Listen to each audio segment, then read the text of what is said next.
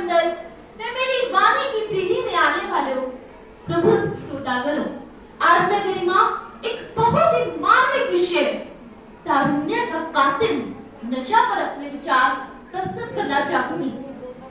हम सभी के लिए शायद आज का विषय सिर्फ एक भाषण प्रतियोगिता का विषय हो सकता है, परंतु इस विषय की सार्थकता उन करोड़ों माताओं से पूछो जिनका इकलौता बेटा, इकलौता वारिस इस नशे का आदि होने के कारण पल पल मौत की तरफ बढ़ता चला जा रहा है।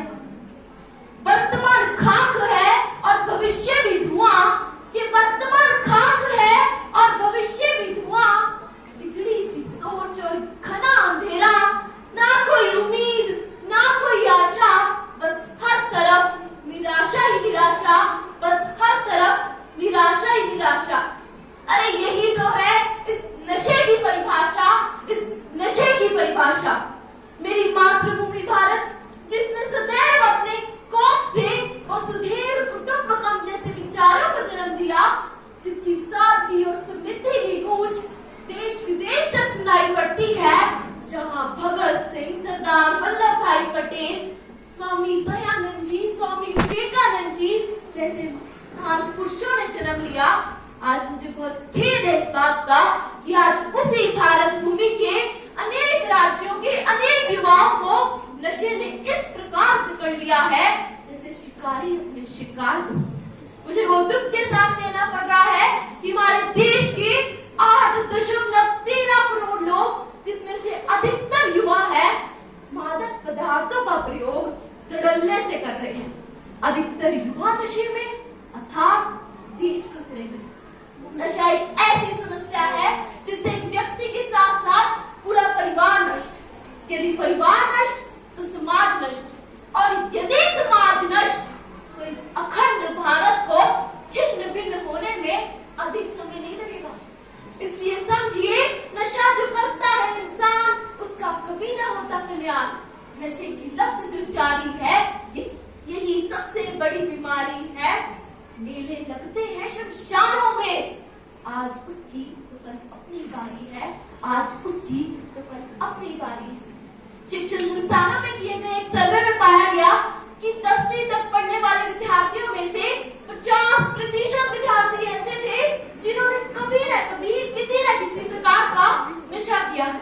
नशा न केवल हमारे समाज को खोखला कर रहा है, अपितु हमारी सभ्यता और संस्कृति को भी मिटा रहा है। अभी हाल ही में मैं एक विवाह समारोह में गई तो मैंने कुछ युवाओं को एक धुन बजाते हुए देखा, और धुन थी 2 घुट पिला दे साथिया, बाकी मेरे पे रोड दे। धुन के बजते ही सभी युवा हाथ में शराब की बोतल लेकर थिरकने लगे। कोई साथी बना तो कोई जाम पीने वाला।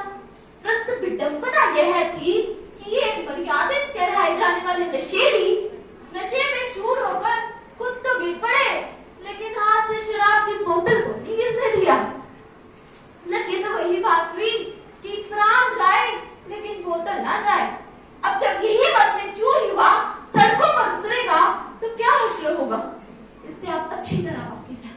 इस नशे की वजह से ही एक माँ अपना बेटा, एक बहन अपना भाई, पत्नी अपना सुहाग खो बैठती। अरे युवा, अब तो संभल। तू चाहे तो देश को जन्नत बना सकता है, तू चाहे तो परिवार को समृद्ध बना सकता है, तो फिर देर किस बात की है। आज ही जंग का ऐलान करते हैं, जंग अपनी मन मस्तिष्क के खिलाफ जो हमें इस नशे की ओर आकर्षित करती है, जंग उन लोगों के खिलाफ जो नशे का प्रचार कर रहे हैं। तभी तो होगा एक अखंड और नशा मुक्त भारत का निर्माण। अंत में तो बस इतना ही कहना चाहूंगी कि ना मांगते हैं तुमसे रोजी रोटी, न मांगते हैं तुमसे प्यार, बस रोक लगा दो इस नशे पर, खुशी बसेगा हमारा घर संसार। आज मैं प्रतियोगिता में कोई स्थान प्राप्त करूं या ना करूं, इससे फर्क नहीं पड़ता, परंतु मेरा ये संदेश जन जन तक पहुंचना चाहिए। धन्यवाद। जय हिंद।